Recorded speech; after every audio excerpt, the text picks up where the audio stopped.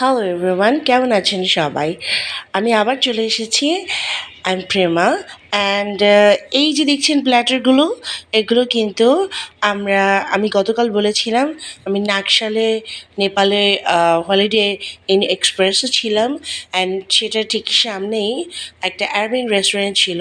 সেখানে আমরা লাঞ্চ করেছিলাম and this is the platter and that was amazing test. This is me.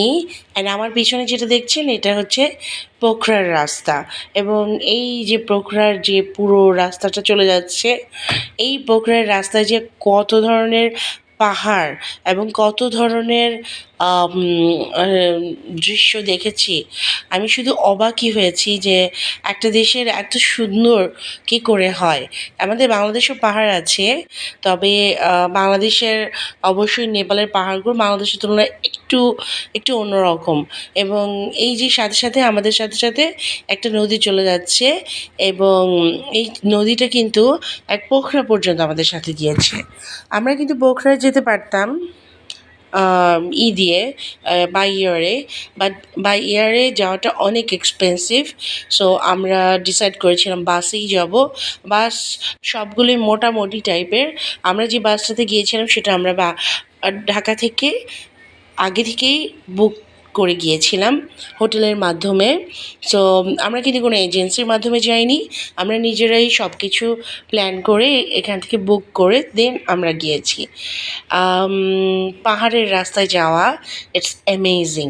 দেখুন পাহাড়ের পরিবেশ, পাহাড়ের মানুষ, পাহাড়ের যে চাষগুলো আছে, এগুলো দেখতে দেখতে আপনার সময় কখন ফুরিয়ে যাবে আপনি নিজেও জানবেন না।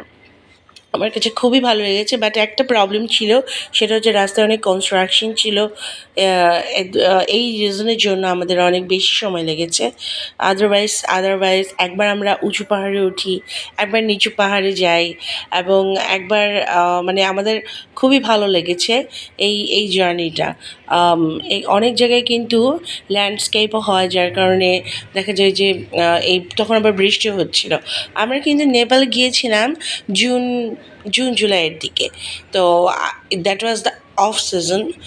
বেস্ট সিজন হচ্ছে নেপালে যাওয়ার জন্য, সেটা হচ্ছে উইন্টারে যেতে পারেন।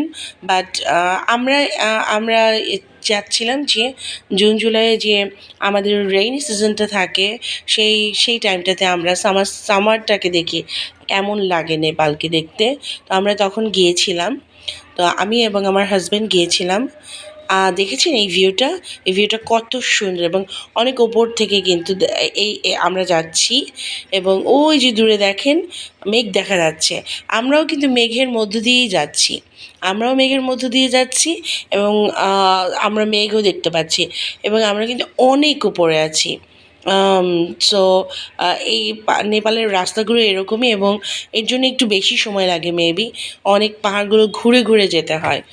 সো নেপালের মানুষগুলো অনেক অ্যামেজিং, তারা অনেক মিশুক এবং সহজ সরল প্রকৃতির হয়, এবং তাদের দেশে একটা শান্তি মনে হয় যে সবাই অনেক শান্তিতে আছে, অনেক ভোরবেলা সবাই উঠে যায়। এখানে দেখুন পাহাড়গুলোকে কত সুন্দর লাগছে, মনে হচ্ছে পাহাড়ের উপর বরফ পড়ে আছে। শীতের দিনে আসলে হয়তো দেখতে পেতাম, আমাদের মেঘের কারণে অনেক দূর ক্লিয়ার ছিল না, বাট যেরকম লেগেছে উই এনজয় ইট, আমাদের খুবই ভালো লেগেছে। সো এই পাহাড়ের রাস্তাগুলো একটু দুর্গমও হয়, যার কারণে এখানে অনেক সাবধানে যেতে হয়। We tried our best.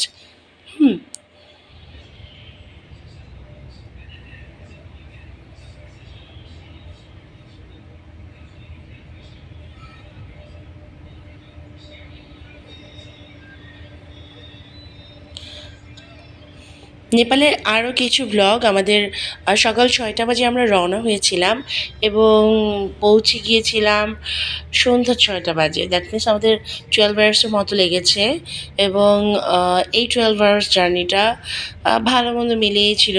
12 hours is long time, এবং আমাদের রাস্তায় দুবার আমরা ব্রেক নিয়েছি। আশা করি আজকের এই নেচারটা ভালো লাগবে। দেখা হবে কালকে। Bye bye.